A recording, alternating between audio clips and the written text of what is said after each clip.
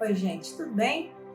Queria compartilhar com vocês algumas coisas e bater um papo aqui, falarmos sobre coisas que para mim são relevantes. E eu queria compartilhar com vocês sobre a palavra de Deus, sobre a Bíblia, sobre o que falam sobre ela, sobre o que as pessoas pensam e o que eu penso.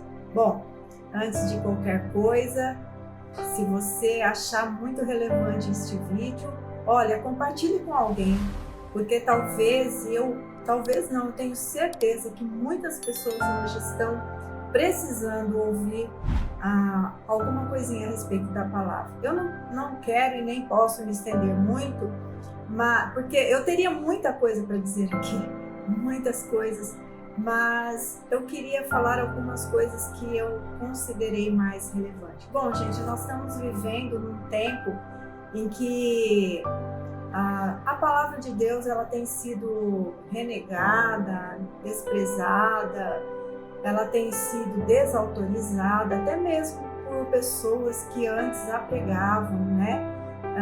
Proclamavam a Bíblia, eram tidas como arautos, né, do Evangelho, pastores, e infelizmente nós estamos vivendo num tempo muito, muito difícil.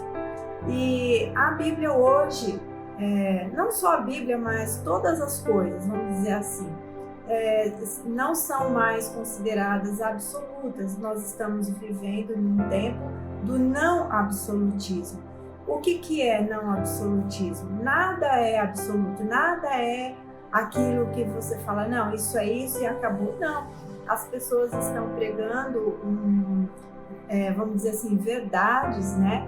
Não absolutas, ou seja, tudo depende de como você entende, tudo depende de como você olha, tudo depende do ponto de vista desse ou daquele, ou seja, então não existe verdade, né? Se nós, cada um quiser criar a sua própria verdade, aquilo que ele próprio acha que é verdade, então não existe verdade.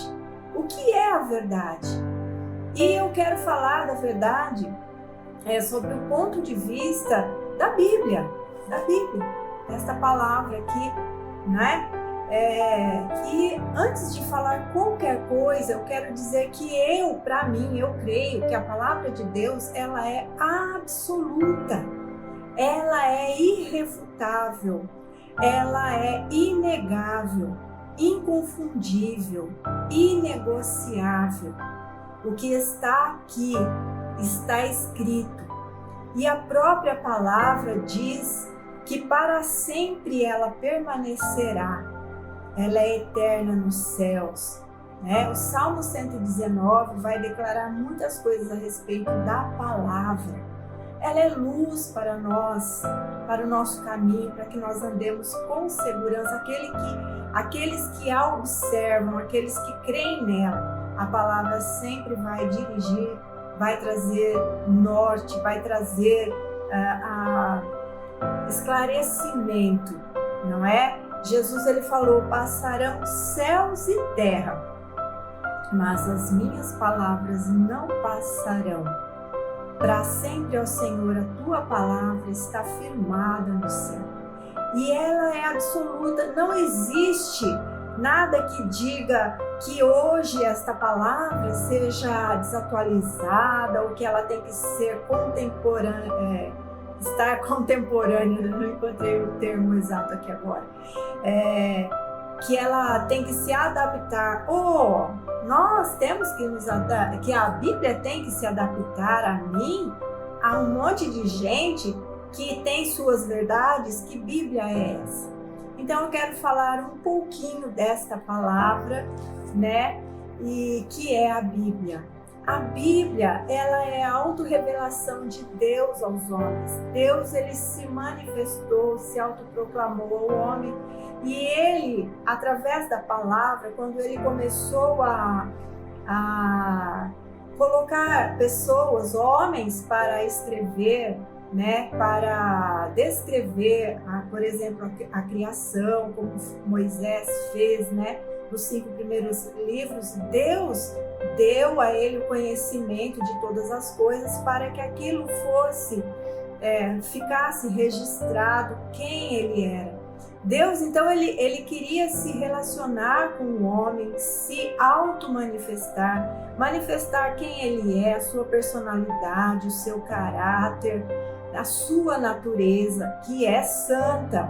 Então foi através da palavra de Deus que ele foi se mostrando, se revelando de uma maneira progressiva, né? Quando depois ele se revelou para o próprio Moisés, quando Moisés disse que se o povo perguntar quem falou comigo, quem tu és, então ele fala, diz ao povo que eu sou o que sou. Eu sou tudo, eu sou poderoso, eu sou o que faz, eu sou aquele que criou, eu sou o Deus eterno, né? E a Bíblia está toda, é a revelação de Deus aos homens para que os homens venham não apenas ter conhecimento, mas que o homem venha a relacionar-se com Deus. Não adianta apenas ter o conhecimento,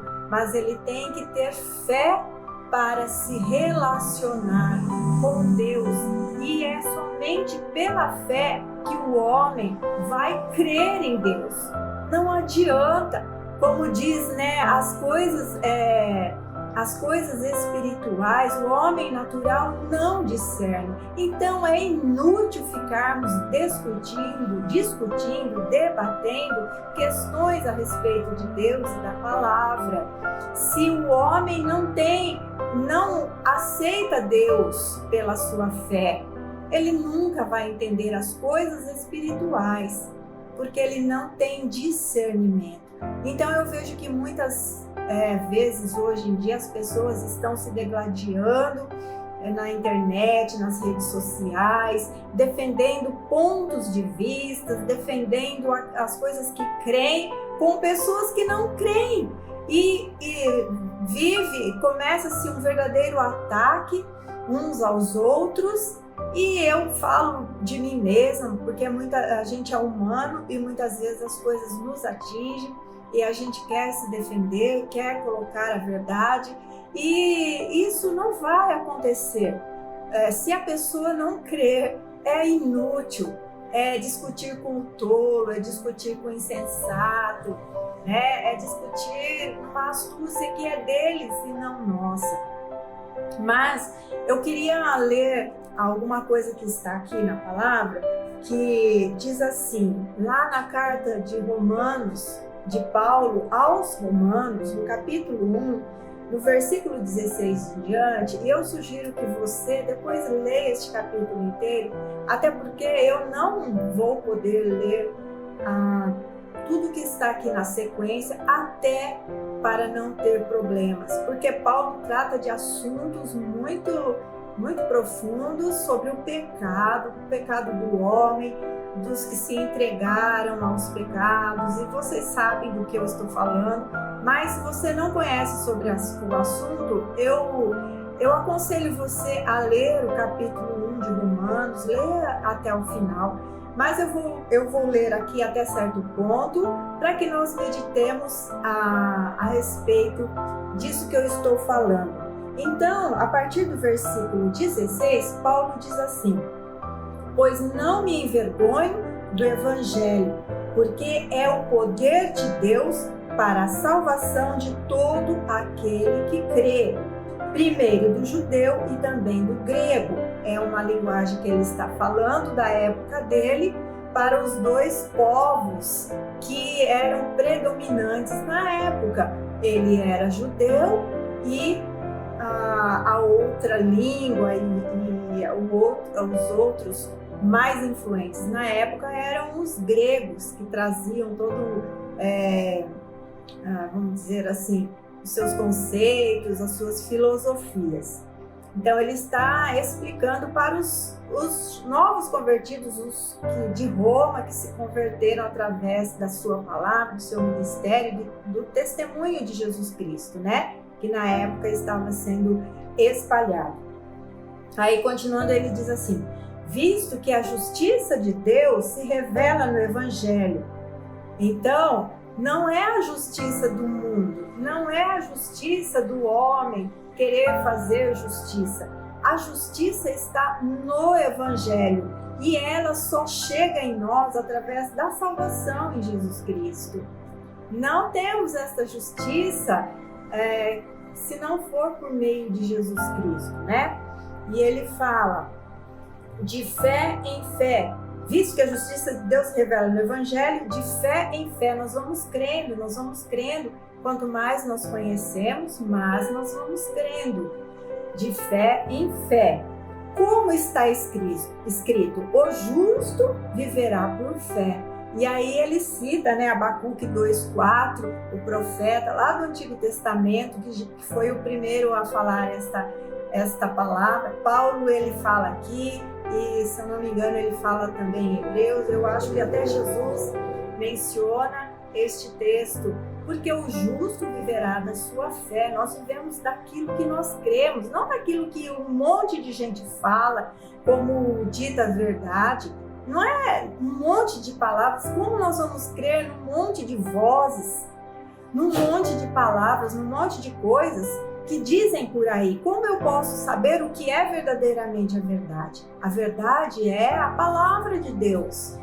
É a verdade daquele que fez todas as coisas. E nós vamos entender um pouquinho mais seguindo aqui. Que diz assim: a ira de Deus se revela no céu contra toda a impiedade e perversão dos homens que detêm a verdade pela injustiça. Então nós compreendemos que as pessoas, eles querem ter a verdade, porém por meios injustos, porque ninguém é justo. Quem pode dizer que existe um ser humano totalmente justo? O único que veio e se tornou homem e foi verdadeiramente justo foi Jesus Cristo. Além dele não há nenhum outro. Quem pode se levantar como justiça? Quem pode levantar o braço e falar, eu sou totalmente justo? Ninguém pode deter a verdade pela injustiça. Ninguém pode dizer que é a verdade. Ninguém pode proclamar algo e falar, esta é a verdade absoluta, né? Como dizem que não há também verdade absoluta, então não é verdade, não são verdades. É verdade para aquele que acredita naquilo que ele está falando. E aí? Uma verdade que só serve para um grupo de pessoas, então não é a verdade. Então vamos seguir aqui. A ira de Deus se revela do céu contra toda a impiedade e perversão dos homens que detém a verdade pela injustiça, porque o que de Deus se pôde conhecer é manifesto entre eles, porque Deus lhes manifestou. Porque o que quer dizer isso aqui? Que eles não conhecem a Deus, eles não sabem quem é Deus, eles não conhecem a palavra. O que Paulo está querendo dizer aqui é que todos teve, de uma certa forma, independente como teve condições, a oportunidade de conhecer a Deus, ainda que seja pela natureza, pela criação, pela grandeza de tudo que vê. E nós vamos ver aqui na sequência do texto, ninguém pode dizer, não, eu não conheço Deus, esse Deus eu não conheço. Ora, olhe para tudo ao seu redor e você vai pensar, quem é o Deus que criou todas essas coisas? Então, a Bíblia está falando aqui que Deus se pôde conhecer, foi manifesto entre eles, entre os homens, porque Deus se manifestou desde o início. Deus se manifestou ao homem, Deus vem se manifestando ao homem, e a sua última manifestação foi em Jesus, seu Filho, que ele enviou como homem e teve uma breve passagem aqui na terra por um pouco tempo, e ainda assim viraram-lhe as costas e não creram que ele era o Filho de Deus. Vamos continuar aqui. Porque os atributos de Deus, os atributos invisíveis de Deus, assim o seu eterno poder, como também a sua própria divindade, claramente se reconhecem desde o princípio do mundo, sendo percebidos por meio das coisas que foram criadas. O que eu já acabei de dizer. Tais homens são, por isso, indesculpáveis. Não tem desculpa. Se houver um juízo e uma condenação, como vai haver, não tem desculpa de ninguém dizer eu nunca ouvi, eu não conheci, eu não sabia, eu não vi. Está sendo falado há séculos e séculos. Deus tem se manifestado e tem se revelado. E as pessoas não querem ouvir. Tapam os seus ouvidos para não ouvir. Não querem. Tem, como diz a própria Escritura, tem comichões em seus ouvidos. Não querem ouvir a verdade. Negam a verdade. Preferem criar as suas próprias verdades. Preferem criar aquilo que lhes afaga o coração, aquilo que os justifica nos seus próprios pecados, delitos, aquilo que os sustém naquilo que é conveniente para cada um. Por isso negam a verdade de Deus, porque a verdade de Deus ela é absoluta, ela é inegociável, ela é imutável e ela é eterna. Ela não vai mudar, porque Deus é eterno. Deus não nega-se a si mesmo. Deus não se nega, Deus não nega a sua palavra, senão ele não seria Deus. Se ele fosse alguém que falasse uma coisa hoje e amanhã mudasse de ideia, negasse aquilo que falou, não fizesse aquilo que falou, como ele seria confiável? Como ele seria alguém de que nós poríamos nele a nossa confiança? É isso que nós precisamos entender. Um Deus imutável, um Deus que não muda, um Deus que é eterno. As filosofias humanas vão passar, como já passaram muitas. Tentaram destruir a palavra na Idade Média, queimaram livros, mataram os cristãos, cerraram eles ao meio, botaram fogo neles vivos. Sabia? Já ouviu falar nisso? Você sabia que eles eram colocados em tachos fervendo no fogo para serem queimados, para que as suas vozes não fossem ouvidas? Eles eram empalados e procura na internet o que é ser empalado. Cristãos que professavam a fé no Deus poderoso. Muitos morreram queimados, considerados homens hereges, considerados pessoas malditas porque quiseram proclamar a verdade. E por mais que tentaram encobrir a verdade, por mais que tentaram destruir as escrituras, por mais que tentaram desautorizar, descredibilizar, e como tentam ainda hoje na era moderna, na era pós-moderna, dizendo que a palavra não é como é como é, porque Deus é o mesmo ontem, Ele é o mesmo hoje e Ele o será eternamente, como a sua palavra é eterna. Não vai passar, vai cair tudo, os céus vão se abalar, os céus vão cair na cabeça das pessoas, o sol vai se escurecer, a lua vai desabar, vai cair, vai acabar no juízo de Deus, mas depois de tudo isso, a palavra de Deus, ela continua eterna, porque é a voz de Deus, é aquilo que Ele proclamou e vem proclamando desde a criação. Mas isso é só para quem crê. E eu vou continuar aqui. Não sei se eu já li, vou ler aqui de novo.